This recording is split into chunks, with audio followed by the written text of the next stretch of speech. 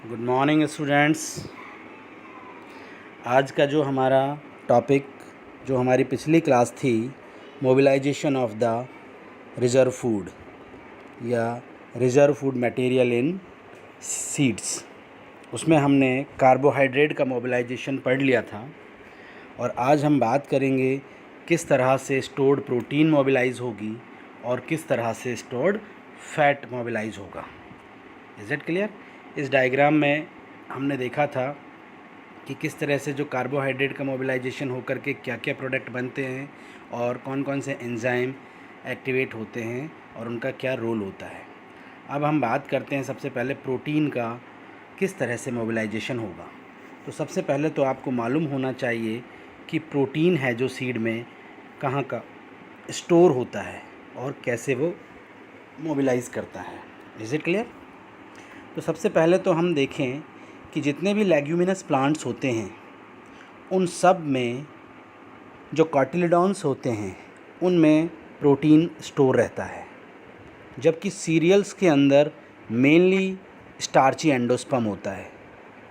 लेकिन यहाँ क्या होता है, कॉटिलिडॉन्स में प्रोटीन स्टोर्ड होता है।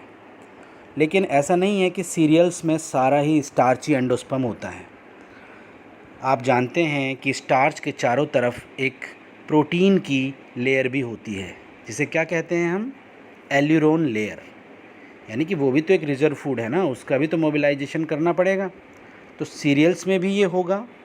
और मोस्टली जो डाइकॉट प्लांट है जिनके कॉटिलिडॉन्स में रिज़र्व फूड प्रोटीन होते हैं, उन सब में हम प्रोटीन मोबिलाइजेशन को देखेंगे।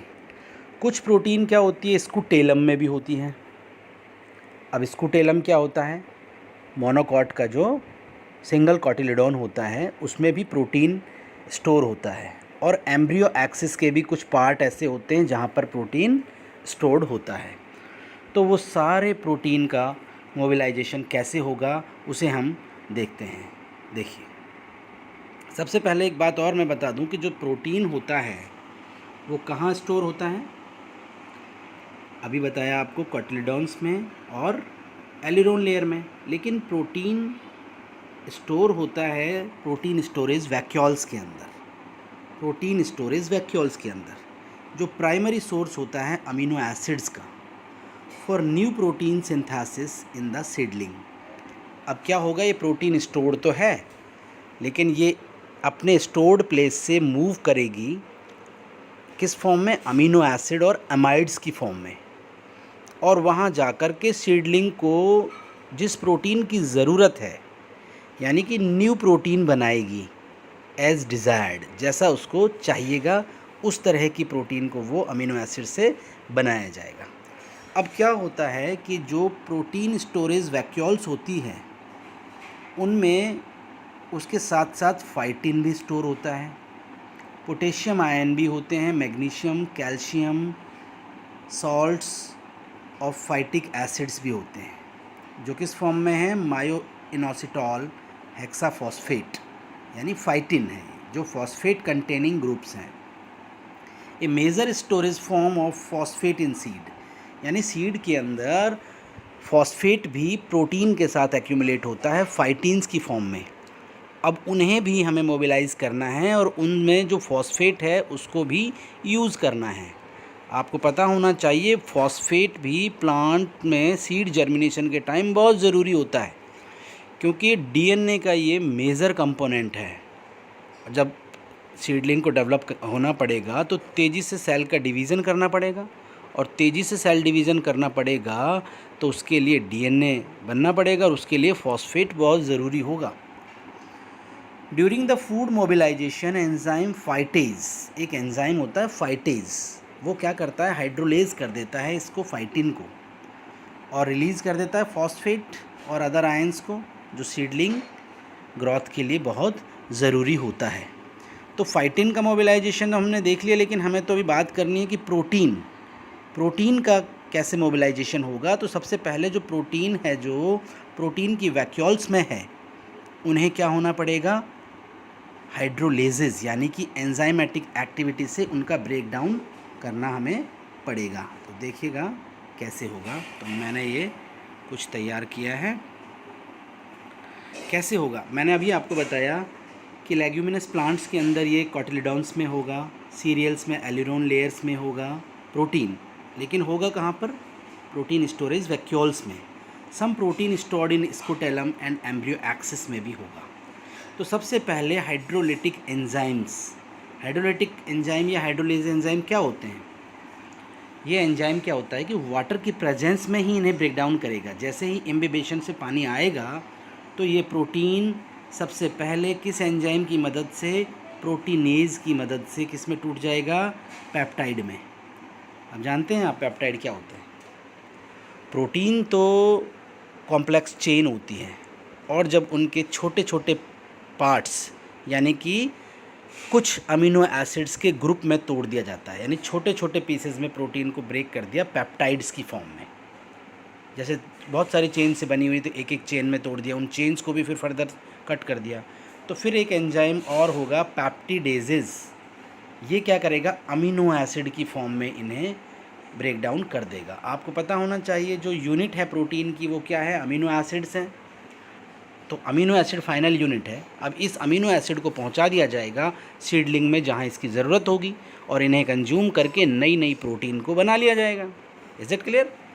यानी कि ट्रांसपोर्ट कर दिया जाएगा ऑफ जर्मिनेटिंग एम्ब्रियो को and synthesise new desired protein, और वहाँ पर एम्ब्रियो अपनी जो ज़रूरत है उस प्रोटीन को वहाँ पर सिंथेसाइज कर लेगा। आप बता सकते हैं प्रोटीन की कहाँ कहाँ ज़रूरत होती है? भाई प्रोटीन तो पूरा इंफ्रास्ट्रक्चर बनाएगा, यानी कि मेन जो बॉडी बिल्डिंग होगा प्लांट का वो कौन करेगा? प्रोटीन। हर चीज़, एवरी सेल का पार्ट, एवरी मेम्ब्रेन्स सब प्रोटीन की बनी हुई होगी। तो अमीनो एसिड्स की तो बहुत ज़्यादा ज़रूरत होगी।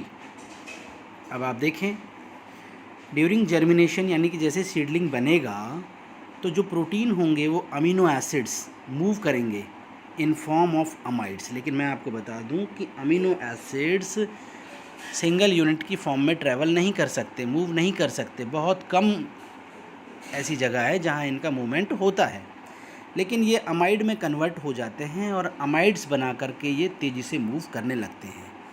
तो अमीनो एसिड के कंपैरिजन में ये अमाइड्स की फॉर्म में मूव करेंगे। और कौन सी अमाइड्स? एस्पार्जिन, ग्लूटामिन की फॉर्म में। In leguminous plants seed cots means cotyledons, not seed cot covering, cotyledons contains asparagine synthetase and glutamine synthetase enzyme। आप देखिए लेग्यूमिनस प्लांट्स में तो इन अमीनो एसिड्स को तुरंत कन्वर्ट कर दिया जाता है एमाइड्स में। कौन से एंजाइम्स की मदद से? एस्पार्जिन सिंथेटेज और ग्लूटामिन सिंथेटेज एंजाइम की मदद से। और ये एंजाइम वहाँ पर जैसे ही मोबिलाइजेशन यानी कि इनिशिएशन होता है सीड का इनिशिएशन कब होता है? जैसे ही इम्बिबेशन से इनमें वाटर एंट्री करता है तो ये सारे एंजाइम एक्टिवेट हो जाते हैं, और जैसे ही जैसे अमीनो एसिड बनता जाता है और ये कन्वर्ट करते रहते हैं एस्पार्जिन और ग्लूटामिन में, और वहाँ से enzyme get activates during protein mobilisation के दौरान। But in different plant different form of amino acid mobilise. अब ऐसा नहीं है कि एक ही अमीनो एसिड की फॉर्म में ये मोबिलाइज होंगे या सर्टेन अमाइड्स की फॉर्म में मोबिलाइज होंगे। अलग अलग प्लांट्स में अलग अलग फॉर्म में अमीनो एसिड मोबिलाइज कर सकते हैं। जैसे मैं बात करता हूँ, कुछ एग्जांपल्स हमने लिए हैं। पी, मटर के अंदर ये ट्रांसपोर्ट होगा किस फॉर्म में? होमोसेरीन अमीनो एसिड की फॉर्म में। होमोसेरीन अमीनो एसिड बन जाएगा, जो सेरीन अमीनो एसिड है उसका ही एक आइसोमर है, उस फॉर्म में मूव करेगा। इन रेसिनस जानते हैं आप? अरंडी जिससे हम कह रहे हैं, उसके अंदर तो ज़्यादातर तो क्या होता है? फैट स्टोरेज होता है, लेकिन जो प्रोटीन पार्ट है वो किस फॉर्म में ट्रांसपोर्ट करता है? ग्लूटामिन की फॉर्म में। And in glutamine and some amino acid convert. हाँ, अब देखिएगा एक इम्पॉर्टेंट बात मैं आपको बताने जा रहा हूँ कि भाई रेसिनस में तो ग्लूटामिन की फॉर्म में हो गया, लेकिन इस तरह से अमीनो एसिड कभी कभी ट्रांसपोर्ट नहीं कर पाता है कुछ प्लांट्स में, तो उसे मोर एक्टिव ट्रांसपोर्ट फॉर्म जो है वो है सुक्रोज।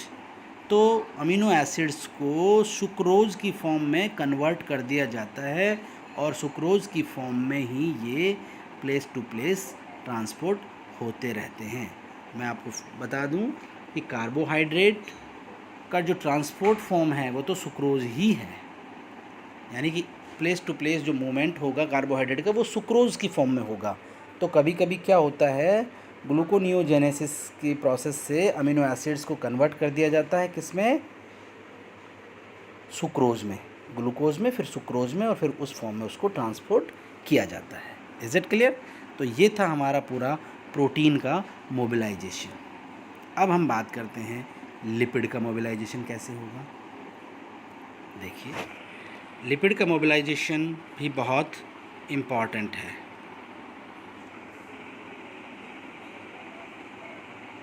यहाँ देखिए, नहीं ये तो अभी प्रोटीन का ही है,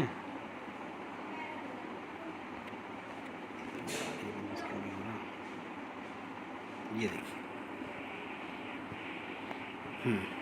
अब मोबिलाइजेशन ऑफ लिपिड की हम बात कर रहे हैं। देखिए, लिपिड कहाँ स्टोर्ड होता है, in form of triglycerides. Lipid होता है ट्राइग्लिसराइड की फॉर्म में, यानी ट्राइग्लिसराइड वैक्यूल्स में, ये स्टोरेज वैक्यूल्स में स्टोर होता है। लिपिड एंडोस्पर्म इन रिसिनस। देखिए, अभी मैंने बात की थी कि अरंडी है जो, उसके अंदर एंडोस्पर्म ही किसका होता है, लिपिड, यानी तेल भरा होता है उसके अंदर। And mustard groundnut cotyledons. अब आपको मालूम होना चाहिए, वहाँ एंडोस्पर्म नहीं होता है, वहाँ सारा एंडोस्पर्म एम्ब्रियो कंज्यूम कर लेता है और कहाँ स्टोर कर देता है उसको, कॉटिलिडॉन्स में। तो मस्टर्ड में और ग्राउंडनट में पूरा कॉटिलिडॉन्स के अंदर ही लिपिड कंटेन होता है। तो पहले तो आपको ये पता होना चाहिए कि इन सीड्स में कहाँ कहाँ ये लिपिड मोस्टली या अबंडेंटली स्टोर्ड होता है। अब क्या होता है, वही हाइड्रोलिसिस एंजाइम होते हैं, जो हाइड्रोलिटिक एंजाइम, वो क्या करेंगे, लिपिड्स को लाइपेज एंजाइम की प्रेजेंस में फैटी एसिड और ग्लिसरॉल में ब्रेक कर दिया जाएगा। Is it clear? अब लेकिन आप देखें कि ये फैटी एसिड और ग्लिसरॉल इजीली मोबिलाइज नहीं करते हैं। फैट की ये सबसे बड़ी प्रॉब्लम होती है। फैट का मोबिलाइजेशन बहुत ही प्रॉब्लमेटिक होता है। हम भी अगर देखिए फ़ैट ज़्यादा खाते हैं तो वो भी डाइजेस्ट होकर के ट्रांसपोर्ट नहीं करता है। लेकिन इन सम प्लांट्स में तो क्या किया जाता है, लिपिड को कन्वर्ट कर दिया जाता है कार्बोहाइड्रेट्स में, और ये बहुत इम्पॉर्टेंट भी है। कार्बोहाइड्रेट में ही इसको कन्वर्ट कर दिया जाता है, और कौन से ऑर्गेनेल्स में किया जाता है, ग्लाइऑक्सिसोम, यानी कि यहाँ सारा रोल प्ले करेगा एक सेल ऑर्गेनल ग्लाइऑक्सिसोम, जैसे मस्टर्ड में और रिसिनस में, यानी कि लिपिड को कन्वर्ट कर दिया कार्बोहाइड्रेट में। देखिए, in some plant endosperm and cotyledon transportation of fat not possible, जैसा मैंने अभी बताया। So these fat convert into highly mobile sucrose, यानी कार्बोहाइड्रेट में भी किस फॉर्म में, सुक्रोज में, और इसको ट्रांसपोर्ट कर दिया जाता है इसी फॉर्म में, सुक्रोज की फॉर्म में। सुक्रोज ही है जो कार्बोहाइड्रेट का मेन मूविंग फॉर्म है।